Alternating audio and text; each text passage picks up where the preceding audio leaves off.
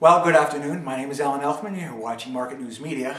As promised, the Sedona elections are coming right around the corner, and the mayor's seat is up for grabs. And incumbent Mayor Rob Adams, and we also have here, right now, we're going to be interviewing Jerry Frey. Jerry, how are you? I'm very good, Alan. Thank you. Pleasure to have you, and thank you for taking the time. Thank you very much, sir. I appreciate it. Well, why don't you tell everyone, for those people who don't really know much about you, I don't know why they wouldn't have been, you've been around Sedona for quite some time, give us a little history about what you have with Sedona. Yes, sir. I've been in Sedona 12 years now. I run Rancho Sedona, well, my family, we own Rancho Sedona and also run it, RV Park. I've been associated with the community in some capacity since I've been here, basically. I've been on the Board of Adjustments. I've been a council member and vice mayor, 2 years council, 2 years as vice mayor for a 4-year term. I've been intricately involved with meetings since I've moved here. So it's the greatest entertainment in the world. Absolutely the greatest. Sedona is the greatest show in the world. Now, serving as city council and serving as vice mayor, what would you say your biggest accomplishment was that you got to have your hands on and successfully graduate? That's an interesting question because you have to look at it as a council. Okay. I can say individually I pushed a lot of infrastructure. I know that's not glamorous and that's not exciting, but our toilets flush. And I think those are the kind of things. Sedona doesn't offer a lot of amenities as a city. We have the basics, police. Our fire department is actually a district, so it's separate from the city. We have a humane society that we pay to take care of that.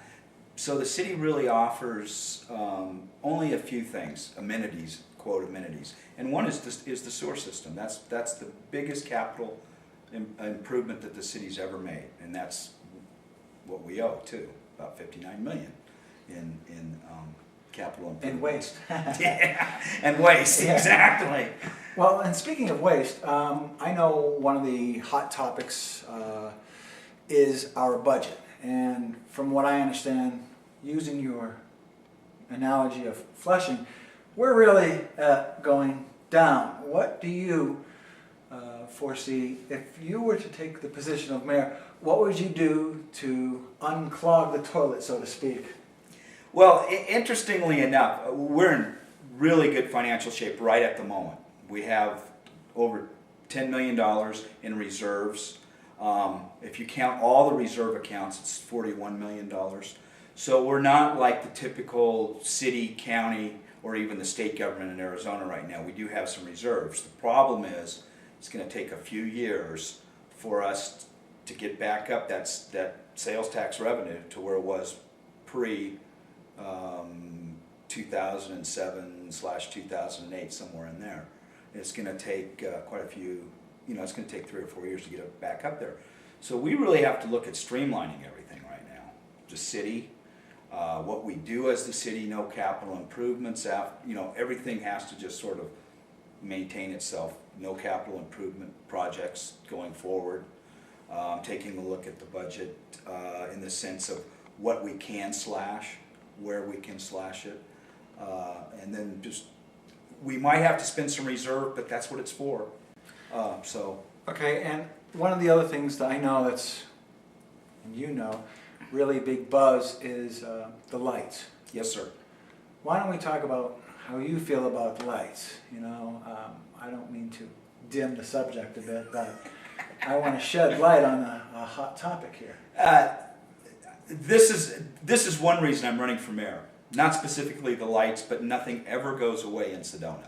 We keep rehashing and rehashing, and I really believe it's a small group of people that are anti-everything.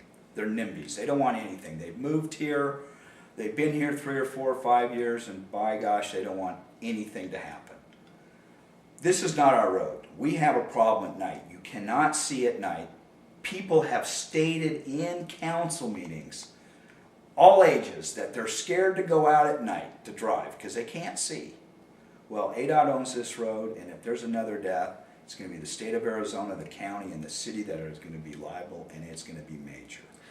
Okay, with that, are you suggesting that lights go on throughout the whole city or in little segments, because you've got people with the dark skies, you've got those people who bring up, and it does sound valid, you know, when they bring it up that way, because we're known as the most beautiful city in the world with the beautiful stars, but safety measures need to be taken. So is there anything that we can encompass that can embrace both, that we don't have to jeopardize one while having the other?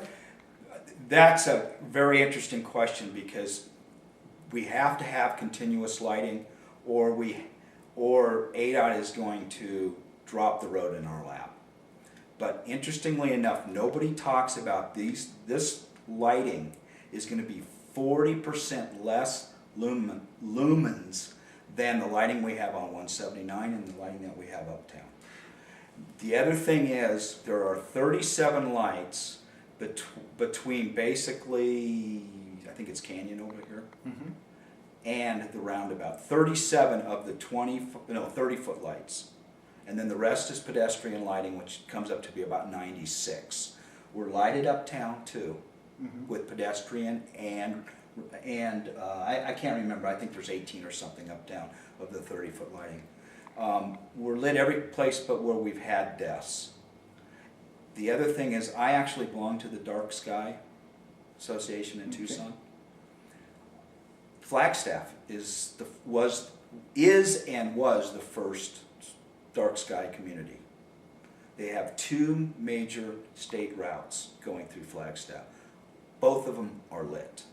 This Dark Sky Association doesn't say that you can't light something. They want you to be dark sky compliant, which these lights are. So these lights would be dark sky compliant. Now, does Keep Sedona Beautiful, are they aware of that fact as well? Yes, sir. And are they for or against the lights? Last I heard, they weren't for the lights. Okay, now my question would be, if they're compliant, why would they not be? Do they know something that we don't? They're NIMBYs. Okay. I can't say it any more than that. That's just blunt. Well, now let's just shed the light to a different subject, since Yes, we sir. also have limited time. The person you're running against is Rob Adams. Yes, sir. Everything has been smear so far. I'm not talking about you guys. I'm talking about this political race between the council and the mayor. And I personally, I'm not that type of people. I'm more of, let's enhance what we have with each other, because we all have to work and live in the same city with each other. Correct. So even though you're running against Mayor Adams, is there anything that you would say about what he's done that has benefited this community? I don't see anything. We haven't gone forward on any project. This goes back to why I'm running, and I have the experience, and I understand the history of Sedona. I paid attention. Everything's contentious, and I understand that. But once you have a vote, and you have 4 council members that vote for something, you go forward. I've been on 2 separate councils that were different in their political sway.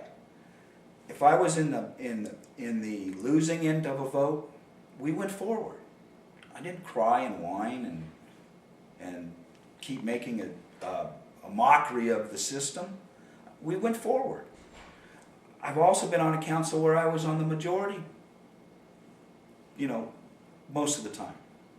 I shouldn't say most of the time, but they were 2 different political councils, and I was on the majority on both of them sometimes, but we went forward.